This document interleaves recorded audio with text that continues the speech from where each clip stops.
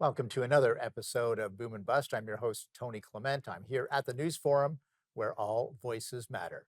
I'd like to welcome back to the show the Honorable Peter MacKay, former Foreign Affairs and Defense Minister for Canada and now counsel to McInnes Cooper Law Firm. Great to have you back on Boom and Bust. Hey, Tony, it's always a pleasure to be with you, my friend. Thank you for having me on your show. Likewise, likewise. I have a quick and easy question for you to start with. The world is a lot Okay. more uncertain and dangerous these days. Is Canada ready for these challenges? Well, sadly, no, in my opinion, and it pains me to say that. We have let a lot of our defense and security lapse. And as you alluded to, with the geopolitics, with some of the other changes for which we have little control, and that includes the changing environment in the Arctic, the opening of ice in the Arctic makes the whole of North America more vulnerable to Russia, to China calling itself a near Arctic neighbor, even North Korea with intercontinental ballistic missiles. And so I don't want to sound apocryphal or that this is imminent, but weapons and technology have made us more vulnerable. What we've seen, of course, in Ukraine with that illegal invasion by Russia and the use of drones, autonomous weaponry, much of this is happening at real time. And we, Canada, rightly did a great deal to support Ukraine, sent a lot of our equipment that we had amassed during our time in government, Tony. And you were, I can say without a doubt, very involved in Canada's procurement strategy at that time to get the type of modern weapons that we needed for Afghanistan. But much of that is gone. And much of it, frankly, was used up by the time it came back at the end of that conflict. So we are exposed and we need to move as quickly as possible. I get it. I get it.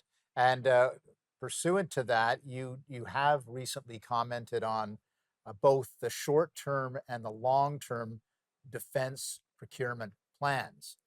Let's just stick to the short term for just a short part of this interview. But are we going in the right direction of the some of the announcements of Prime Minister Carney and his government? I would say we've made some baby steps in the right direction, and announcements, as you know, are not deliverables.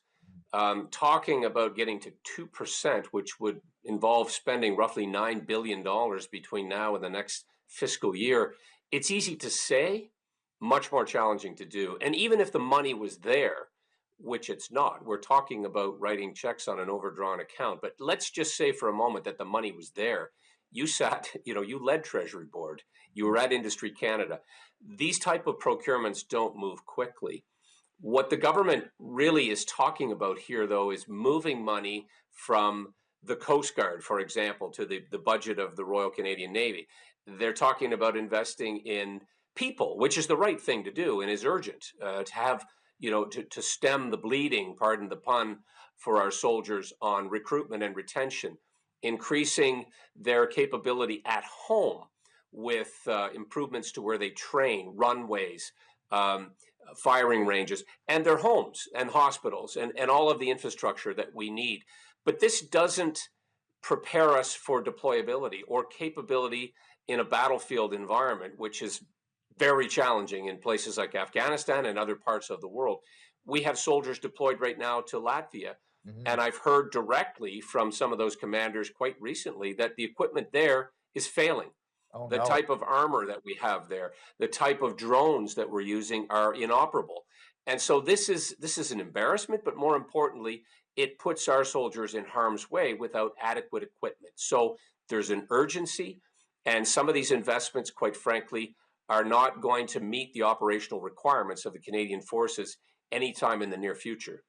Yeah, it was a little bit embarrassing the other week when the Prime Minister Carney had to go to the peace conference in Egypt, and yet there was no Canadian Armed Forces plane ready to go. He had to take a charter flight. That's an indicator of what you're saying, right? It is an indicator, Tony, and that's another big expense that is sometimes overlooked. It's the maintenance of equipment. Hmm. It's the ability to ensure that that equipment is ready to go, is deployable with the soldiers when the call comes in.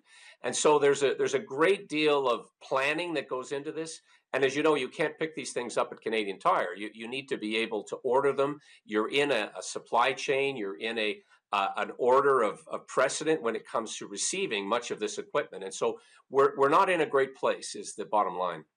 Peter, we're going to take a brief break. We'll be back with you after these commercial messages.